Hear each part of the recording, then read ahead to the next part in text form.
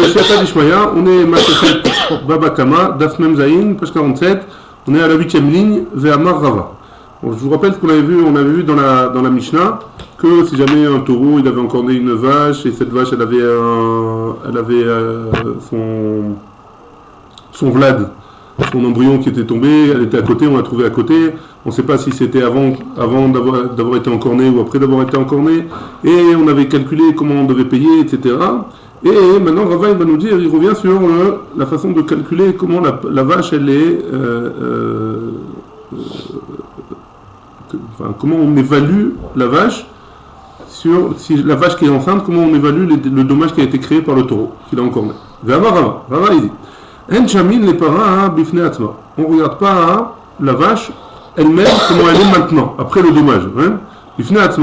Vous la vlad, et l'embryon à part. On ne regarde pas la vache à part et l'embryon à part. Et là, Shamin la vlad, al-gar à part. On met l'embryon al-gar à part sur le dos de la vache pour vérifier combien elle coûte.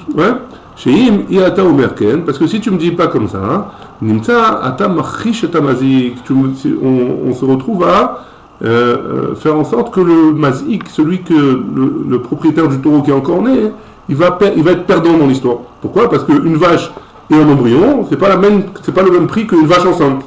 Donc a priori,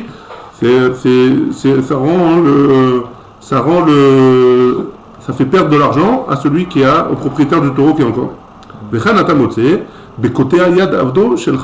Et de la même manière, quand on trouve quand un homme il coupe la main du serviteur, de l'esclave de son ami.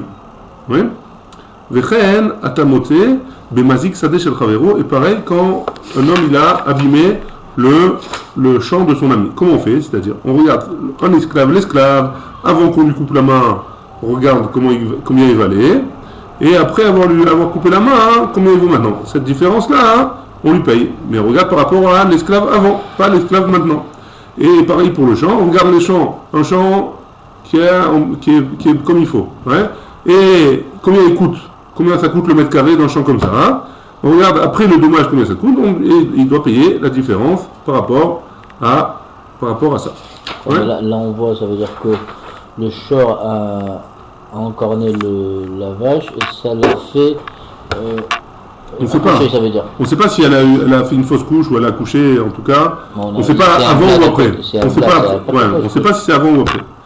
Quoi qu'il en soit, on lui donne, on l'estime comme si on évalue la vache comme si elle était enceinte maintenant. Ah, c'est pas séparé, je crois que c'est. Non, justement, c'est pas. Algar, ça veut dire on regarde combien elle est en tout. Combien elle est avec le vlad, combien elle est, combien elle était avant, combien elle pesait, j'imagine, ou je sais pas, ça dépend comment on évalue. Tu vois, on regarde par rapport au poids ou pas par rapport au poids, par rapport à la forme, par rapport à parce qu'elle est un vlad maintenant alors. Non, pas par rapport. Ça a plus de valeur quand tu les sépares, Ça a plus de valeur quand tu les sépares, parce que tu as une vache et une autre vache. Là, tu as une vache enceinte. C'est vrai que ça vaut de l'argent. Alors, tu fais comme si elle était enceinte. C'est comme si elle était enceinte au niveau du poids, par exemple. En tout cas, on les met ensemble pour l'évaluer. À Marley, on en est à Marley, Ravacha, Beret de Rava, les Ravachim. Les Dinahu, les Krouch Mazik. Quoi? Et alors, c'est un. Est-ce que c'est un djinn, quoi? Il faut.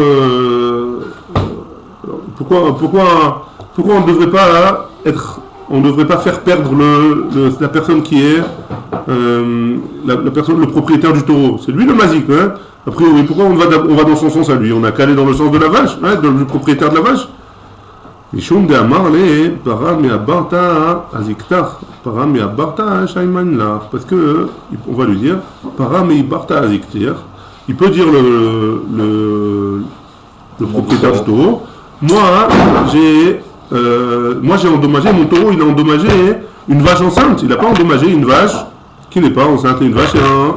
Donc on n'a pas de raison de le rendre, d'être mafsid auto. On n'a pas raison de le désavantager. On doit le laisser avantageux. Très bien. La Gemara, elle rajoute quelque chose. Pshita, para dechad, uvad dechad. C'est pas shoot que un taureau qui a encorné une vache enceinte et un vlad En blague. Ouais. Pshita, on parle, c'est pas shoot pour le din, si jamais la vache enceinte elle appartient à une personne et l'embryon il appartient à une autre personne. Pshita le baal para, nefra. Pshita, non, para dechad, ou vlad dechad. C'est pas shoot. Le din il n'est pas shoot que quand la vache elle est enceinte et le vlad, quand la vache elle est enceinte et que la vache elle appartient à une personne et l'embryon il appartient à une autre personne, pshita le baal para. C'est sûr qu'on donne l'argent au propriétaire de la vache. Nifra Maï. Maintenant, si jamais elle est. C'est-à-dire, si jamais elle est. Comment on fait avec le Nifra? C'est quoi le Nifra? C'est une vache qui est enceinte, elle a l'air plus grosse, elle a l'air plus remplie. Ouais. Donc, c'est cette différence-là, à qui il appartient? Rav Papa Amar Leba Alapara. D'après Rav Papa, on dit qu'il appartient au propriétaire de la vache. Ravacha Bered Ravika Amar Cholkin. D'après Ravacha Bered Ravika, on partage cette différence-là. Une vache enceinte. Il y a une vache enceinte. Hein? Une vache enceinte, elle vaut un tel prix. Maintenant, une fois que cette vache-là, elle accouche, elle vaut moins cher. Hein? Puisqu'elle elle a l'air moins grosse. Hein? Elle a l'air moins en chair. Ouais? Maintenant, le vlad, si on regarde, le vlad, il ne vaut pas vraiment. Hein? Disons, on va prendre un exemple avec de l'argent. Hein? Une vache enceinte, elle vaut 200 shekels. Maintenant, une fois qu'elle accouche, elle vaut 100 shekels. D'accord? Maintenant, le vlad, il vaut 50 shekels. Alors, ces 50 shekels qui sont entre les deux, j'arrive à 150. Maintenant, il y a 50 shekels. Ces 50 shekels-là, ils sont là, parce que la vache, quand elle est enceinte, elle a l'air plus grosse. Elle a l'air plus grosse, il y a de l'air, je sais pas, moi, il y a plus de sang, il y a plus de choses. Maintenant, cette différence-là des 50 shekels qui est entre les deux, ouais, à qui elle va? Elle va au propriétaire de la vache ou au propriétaire de l'embryon? Parce que le propriétaire de l'embryon il va dire c'est grâce à moi que la vache, elle est grosse, hein. Et la vache, il va dire non, c'est ma vache, ouais, c'est sa chair à elle, ouais, a priori. Donc qu'est-ce qu'il dit? Rav Papa il dit que ça appartient à la vache, au propriétaire de la vache, et Ravacha Bered Ravika, il dit que ça, on partage. C'est 50 shekels, 25 pour l'un, 25 pour l'autre. Ouais. Vincheta Cholkin, et la halakha elle est qu'on partage cet argent-là. C'est bon? Très bien, on est à la Mishnah. Akadar. Sheikhnis Knerota, le Khatser Baal Habayit Shelo Birshut. Un kadar, c'est un vendeur de marmites. Hein. C'est des marmites en argile. Il les a rentrées dans la cour du voisin sans la permission du voisin. Shelo Birshut. Veshavra, Behemto Shel Baal Habayit, Pato. Et le propriétaire du jardin, hein, sa bête, elle a cassé les pots, ouais, elle a cassé les marmites. Alors le propriétaire de la bête, il est pato. Veim uzeka bahen. Et si à cause de ces marmites-là, la bête elle s'est blessée, bah le kederot chayav, le propriétaire des marmites, il doit rembourser la bête, en tout cas le dommage qui a été créé. Veim ichnis birshut. Par contre, si jamais il a rentré ces marmites avec la permission du propriétaire, ouais, bah le khatser chayav. Si la bête elle a cassé les marmites, alors le propriétaire de la bête, il va devoir rembourser les marmites. Hein? Ça c'est le premier cas de la Mishnah. Deuxième cas qui ressemble énormément. Ichnis perotav. Au lieu de rentrer des marmites, il a rentré des fruits. La khatser baal habayit shelo birshut sans la permission. La khaltan behemto shel baal habayit. Et la bête du propriétaire de la maison, elle a mangé les fruits. Patour, il n'est pas obligé de rembourser. Veim uzeka bahen. Et si, à cause de ces fruits, on va voir exactement de quoi il s'agit, mais elle a eu un dommage, cette bête-là, bah la perot chayav, le propriétaire des fruits, il est chayav. Veimechnis birshut, bah le khatser chayav, et s'il les a rentrés birshut, avec la permission du propriétaire, alors, si jamais la bête, elle a mangé les fruits, le propriétaire de la bête, il est chayav. C'est le deuxième cas, il ressemble énormément. Ouais? On est d'accord? Tout va bien? Pas bien rien? Ouais, très bien. Ichnis shoro la khatser baal habayit shelo birshut. Maintenant, troisième cas de la Mishnah. On tourne la page, même Zayin Amud-Bet, il a rentré le taureau son taureau, il l'a mis dans la cour de son voisin sans la permission. Ungacho shoro shel baal habayit ou sheneshacho klavo shel baal habayit. Si le taureau du propriétaire de la maison, il a encorné le taureau qui est revenu dans la maison sans permission. Ou alors le chien du propriétaire de la maison, il a mordu le taureau qui est rentré sans permission. Patour, le propriétaire de la maison, il est patour. Nagahu, Shoro Shel Baal Habayit, Chayav. Par contre, si jamais ce taureau-là qui est rentré sans permission, il a encorné le taureau qui était dans la maison, du propriétaire de la maison, Chayav, le propriétaire du taureau, il est Chayav. Ouais? C'est pas chouette, c'est la suite. C'est normal. Nafal les boros. C'est malin parce que la Gemara, elle ne va pas poser la question, peut-être après, je sais pas, j'ai pas vu en tout cas pour aujourd'hui. Mais la Gemara, peut-être que la Gemara elle va poser la question pourquoi j'ai besoin de 3 cas, a priori je peux la prendre les uns des autres. Hein. Mais j'ai pas vu encore. J'ai pas vu. Peut-être demain, on verra. Donc, Nafal les boros, si jamais le taureau qui est rentré sans permission, il est tombé dans un puits, Veivish Memar, et il a vidé ce puits-là, il y avait de l'eau, Chayav, le propriétaire du taureau, il doit rembourser l'eau qu'il y avait dans le puits. Aya Aviv Obeno les taureaux. Si jamais il y avait dans le puits le père du propriétaire de la maison, ou le fils du propriétaire de la maison, ils étaient dans ce puits-là. Et le taureau il est tombé sur eux, mais Shalem est à Kofer. Il payera le kofer, on a dit la kapara, si jamais un homme il a tué, enfin le taureau d'un homme il a tué un autre homme ou il a tué autre chose, quelqu'un d'autre. Ouais. Par contre, s'il est rentré avec la permission, si jamais le taureau il est rentré avec la permission du propriétaire de la maison, alors le propriétaire du taureau, il est pato et le propriétaire le propriétaire de la maison, il est chayav de payer les dommages qui ont été causés au taureau. Ça parle de tous ces cas, ça? C'est cette dernière phase? Ou du dernier cas? Non, c'est chacun on a vu le cas. Hein. Chacun on a vu que le propriétaire... Mais dans chaque cas, c'était qu'il est rentré sans permission. Non, il y a marqué, dans chaque cas, à la fin, il y a marqué, si jamais il est rentré avec permission, c'est l'autre qui est chayav. Dans chacun on a vu. Ouais, c'est bon. Maintenant, Rabbi il n'est pas d'accord avec Tanakama. On va voir sur quoi. Bekoulan, dans tous les cas, là Rabbi parle sur tout. Hein. Et le chayav, donc le propriétaire de la maison, il est chayav seulement, seulement s'il a pris sur lui de garder le taureau. Hein. De garder le taureau. Ou en tout cas de le garder. On va dire ça comme ça. C'est bon? Ça c'est la Mishnah. La Gemara dit comme ça. Ta'ama de chez l'Obirshut. Donc là, on va reprendre le premier cas et on va le décortiquer. Hein. Ta'ama, la raison pour laquelle le propriétaire il est chayav des marmites, hein, et que le propriétaire de la maison il est patour, si jamais les marmites elles se sont cassées. Hein. C'est pourquoi? C'est parce qu'il est rentré sans permission. Hein.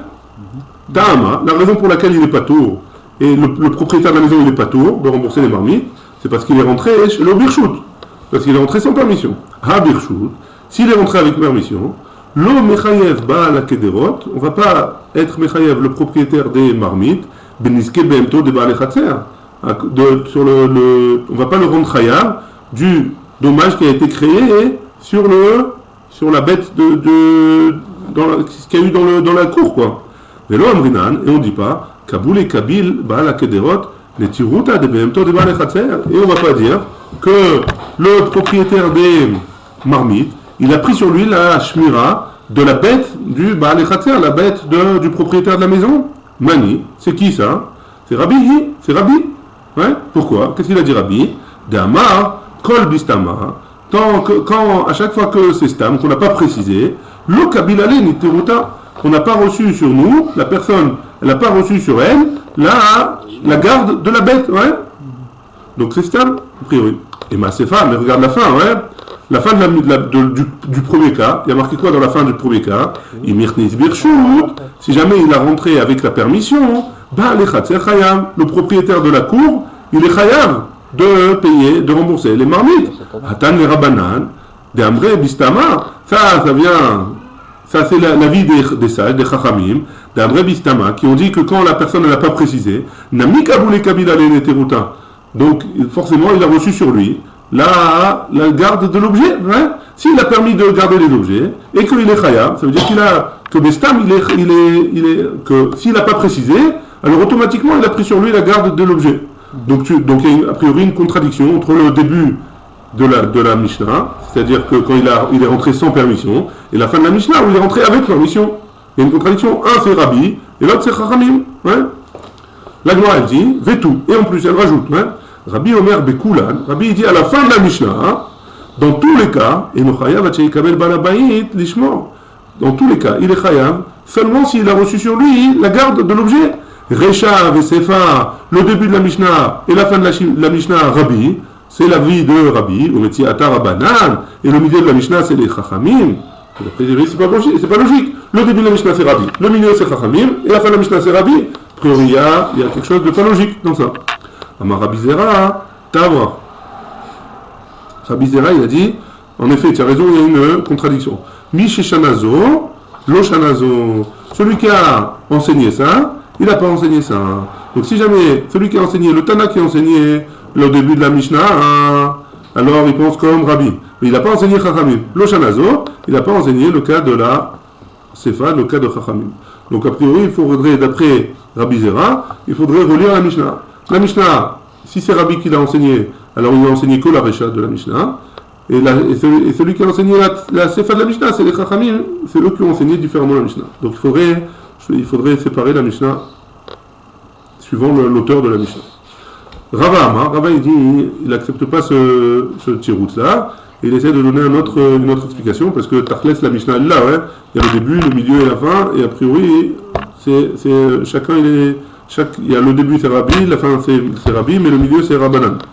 Rava il dit, Kula Rabbanan, toute la Mishnah, jusqu'à la dernière phrase, jusqu'à Rabbi, Omer, tout c'est Chachamim.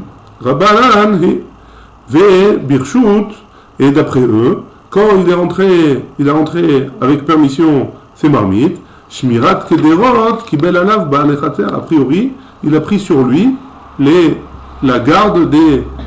On parle dans un cas où il a pris sur lui la garde des marmites. La Filonish Beru Berouar, et même s'ils se sont abîmés avec du vent, ils se sont cassés à cause du vent, alors il est Chayav. Et donc, il faudrait dire que dans le cas de la Mishnah, le début de la Mishnah, il a pris sur lui Minastam la Shmira, la garde des objets, et donc c'est pour ça que si jamais il a rentré avec permission, alors il doit rembourser, le propriétaire de la maison, il doit rembourser les marmites qui se sont cassées. C'est bon jusque-là? Et après Rabbi il dit que celui qui rentre avec permission, a priori, il est chayav seulement s'il a pris sur lui explicitement la garde de l'objet. La seule différence vraiment entre les deux, c'est Rabbanan il dit quand il te donne la permission, c'est explicitement qu'il prend la Shmira, et Rabbi non, il dit il faut le préciser, exactement. Très bien.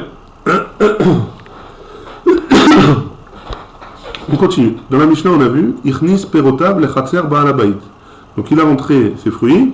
Ça, c'était le deuxième cas de la Mishnah. Hein. Il a rentré les fruits dans la maison sans la permission. Et si jamais la bête elle a eu un dommage à cause de ces fruits-là, alors le propriétaire des fruits, il est chaya. Ouais. Amar Rav, Loshanu, Rav il a dit, tout ce qu'on a enseigné c'est quoi? Et là chez Uchle Kabaen, qu'elle a glissé sur les fruits et en glissant elle s'est cassée, elle s'est endommagée. Ouais. Avalachla, mais si elle a mangé, pas tout, a priori, si elle a mangé, elle devrait être le propriétaire. Et elle a mangé, elle a trop mangé, à cause de ça elle est morte, ouais. Alors le propriétaire des fruits devrait être patour. Hein. Maïtama, quelle est la raison? Ça c'est Rav qui dit. Hein. Avalo, chez l'autochal, elle n'aurait pas dû manger. Pourquoi elle s'est mise à manger? Elle n'aurait pas dû manger. Hein. Ça c'est Rav. Hein. Et c'est rigolo, mais Rav Shechet, ça va te faire encore plus rire, je pense. Amar Rav Shechet, Amina, Kinayem, Veshachiv Rav, Amarla, chez Mateta. Quand Rav il a dit ce qu'il vient de dire, alors il devait être endormi à moitié. Hein. Kinayem Veshachiv Rav, Amarla, chez Mateta. Qu'au moment où il était en train de dormir, hein, Rav il a dit cette shmoa. Des Tanya, parce qu'on a une braïta qui nous dit Anoten Samamavet Lifne Behema Travero. Celui qui donne un poison. Il met un poison devant la bête de son ami. Patour Midine Adam. Il n'est pas un homme Midina Anam, c'est-à-dire si on l'emmène au Beddin, ouais, alors le Beddin, il ne peut pas le rendre chayav de rembourser la bête. Ouais. Le chayav bidé shamaim, et par contre, après 120 ans, il va devoir payer. Ouais, donc il vaut mieux qu'il paye quand même ici. Mais a priori, un Beddin, il ne peut pas le rendre chayav. Ouais. Pourquoi? C'est Grama, a priori. Il l'a mis devant la bête, il l'a pas mis dans la bouche. Hein. Il l'a pas tué automatiquement. Ça s'appelle Grama. Chayav bidé shamaim. Samamavet hu, de lo avida achla. Tu as qu'à me dire qu'elle avait qu'à pas manger, hein? Aval perod de avida achla, hein? Samamavet hu. Ouais, pardon. De cette braïta, on comprend que quoi, hein? C'est spécialement le poison. De lo avida de achla. C'est pas du poison. Le poison en général, une bête elle va pas le manger. Elle ressent, hein? Elle sent que le poison c'est du poison. Pourquoi elle a mangé? Normalement elle n'aurait pas dû le manger. Donc c'est pour ça qu'il est pas tôt. Aval perot, mais des fruits, d'Avidar, là, que les fruits, c'est oui, quelque chose qui les gens ont l'habitude de manger, enfin des bêtes ont l'habitude de manger, bidé Adam Nami, Mechayev, même d'après le Beddin, on va devoir être Mechayev auto, le propriétaire des fruits, il va devoir payer. Zama, et pourquoi? Avialo, là, chez l'autochone, là, dans ce cas-là aussi, tu aurais dû me dire qu'elle n'aurait pas dû manger, la bête, hein? Donc, a priori, Rav Shechet, il objecte sur Rav, hein? Amré, ils ont répondu au Beth Midrash, ou Adin a filou perod. Ils ont répondu à la place de Rav. Hein? A filou perod nami pato, midine Adam. Même les fruits, si jamais on les a mis devant la bête, et la bête elle les a mangés, et elle est morte à cause des fruits, alors même midine Adam ils seront pato. Vera kamashmala. Ah, pourquoi, c'est quoi pourquoi la Braïta elle m'a enseigné d'Arka spécifiquement du poison, da filou samamavet nami. Pourquoi elle nous a enseigné du poison? Parce que même du poison, alors aussi il serait pas tourbidé Adam. Velo avida de achla, pardon, de afilo samamet, même du poison, nami de lo avida de achla, même si on n'a pas l'habitude, les bêtes elles n'ont pas l'habitude de manger, chayav bidé shamaim, après 120 ans, ils seront chayav de rembourser dans le ciel, ils le rendent chayav de rembourser bidé shamaim. C'est pour ça que la Braïta nous a enseigné le poison spécifiquement. Mais c'est le même din pour les fruits. Donc a priori, Rav, il ne s'est pas tellement trompé. Hein? Des fruits qui sont poisonnés ou des fruits normaux? Des fruits normaux. Et qu'il est mort de ça? Il est mort d'avoir mangé. Il a trop mangé. Il a fait un... Ah. Ou c'est... Ouais, il en a trop mangé. La bête, elle en a trop mangé. Il en est mort. Ah, pourquoi tu m'as enseigné le poison? Pour me dire que le poison, même bidé shamaim, il est khaya. Parce que même s'il n'est pas obligé d'en manger, que d'habitude on n'en mange pas, alors, même malgré tout, si jamais il a mis devant une bête et qu'elle en a mangé, et qu'elle est morte, alors celui qui a mis le poison, il est chayav. Bidé shamaim, par le tribunal céleste. Et les pérotes aussi, c'est bidé shamaim? Les pérotes aussi, bidé shamaim, il est chayav.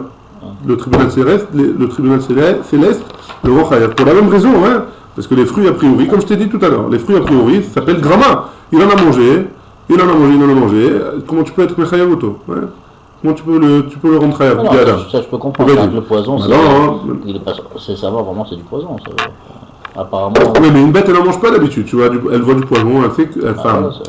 C'est pas sa nourriture habituelle. Comme c'est pas sa nourriture habituelle, alors on aurait pu penser que bidé shamaim on va pas le rendre chayav. Malgré tout, on le rend chayav bidé shamaim. Ouais. Vibaïtema. Deuxième possibilité. Samamavet, le poison, Nami, Beafrazta. On parle d'un poison qui peut ressembler à des herbes, des fruits. Il y a des fruits qui sont dangereux à manger, ouais, ou des champignons vénéneux ou des trucs comme ça. On parle dans un cas où il y a même du poison comme ça, on lui a mis devant. Elle a mangé, elle pensait que c'était des bonnes choses, elle a mangé, elle est morte malgré tout. Elle est chayavet bidé, pato bidé adam, chayav bidé shamaim. Dans ce tribunal ici, on ne peut pas le rendre chayav. Mais par contre, dans le tribunal céleste, on le rend chayav. La vrata doit opérer parce que c'est comme des fruits. Ouais. Mais et on objecte. On essaye d'objecter encore une fois sur Rav. Ouais. Rav, qu'est-ce qu'il nous avait dit? Arié, qu'est-ce qu'il avait dit, Rav? Elle n'aurait pas dû manger. Ouais. Pourquoi on rend chayav le propriétaire des fruits? Elle n'aurait pas dû manger. Ouais. On rend pas chayav le propriétaire du fruit si elle a mangé, elle est morte, parce qu'elle n'aurait pas dû manger. Ouais. Maintenant, on objecte encore sur Rav. Aïcha, une femme. Shinechnesa litron chitim. Elle est rentrée dans un moulin pour moudre du blé. Et tsel ba'alabayit shelo birshut. Par contre, elle n'a pas demandé la permission avant. Et elle est rentrée. Va chaltan behemto shel ba'alabayit. Et la bête du propriétaire du moulin, elle a mangé et elle est morte. Patour, elle ne doit pas payer. Imuzeka, chayevet. Par contre, si jamais la bête, hein, elle a reçu un dommage, alors la femme, à cause des fruits, hein, à cause du blé, alors elle est chayevet. Zamaï, pourquoi? C'est quoi la question? J'ai pas compris. Qui est chayevet? La femme. La femme, elle est chayevet parce qu'elle est rentrée sans permission. Et elle a endommagé la bête. Par contre, on a dit deux choses. Si jamais elle a mangé, si jamais la bête elle a mangé, la femme elle est morte, la femme elle est ptoura. Si elle n'a pas mangé, et elle a reçu un grain de blé dans l'œil, et l'œil lui a crevé l'œil, ouais, alors la femme là, cette fois-ci, elle est chayevet. Et pourquoi? Ve'amai. Pourquoi? Nema, avala chez l'autochal. On aurait dû lui dire qu'elle n'aurait pas dû manger, hein. On aurait dû dire qu'elle est ptoura parce qu'elle n'aurait pas dû manger. Elle est ptoura, non? Pour manger, elle est ptoura, c'est quand les mézika qu'elle est. J'ai mal traduit. Je reprends le cas. Hein. On parle dans un cas d'une femme qui est entrée chez un homme pour faire son blé et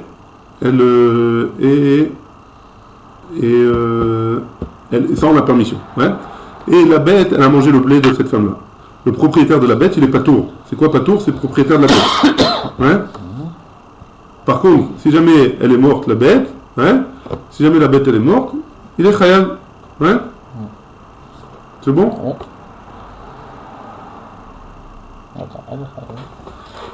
C'est bon ou pas? Ve'amai. Pourquoi elle est chayavet, la femme? Hein? Ve'amai, pourquoi? On parle dans le cas où elle a mangé le blé, elle est morte, ouais? Ve'amai, et pourquoi? Nema avala, on n'a qu'à dire que chez l'autochal, qu'elle n'aurait pas dû manger. Donc ça c'est la couchia de manger, elle n'aurait pas dû manger, ouais? Elle n'aurait pas dû manger. Donc question sur Rav, on n'a qu'à dire qu'elle n'aurait pas dû manger et qu'elle est pas tour la femme qui est rentrée avec le blé.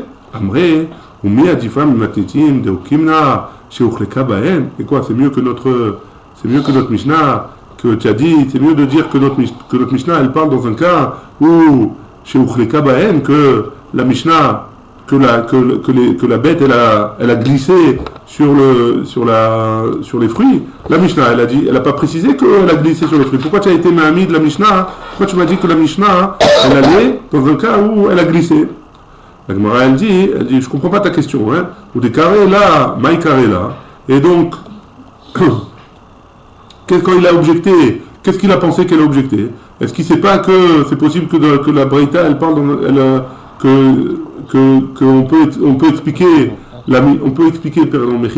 on peut expliquer la Braïta de la même manière dont on a expliqué la Mishnah.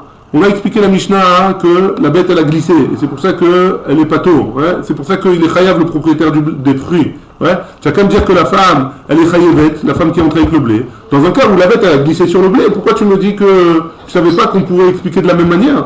La femme, tu as qu'à me dire que la femme avec le blé, le truc il est mort, la bête elle est morte en glissant sur le blé, ouais.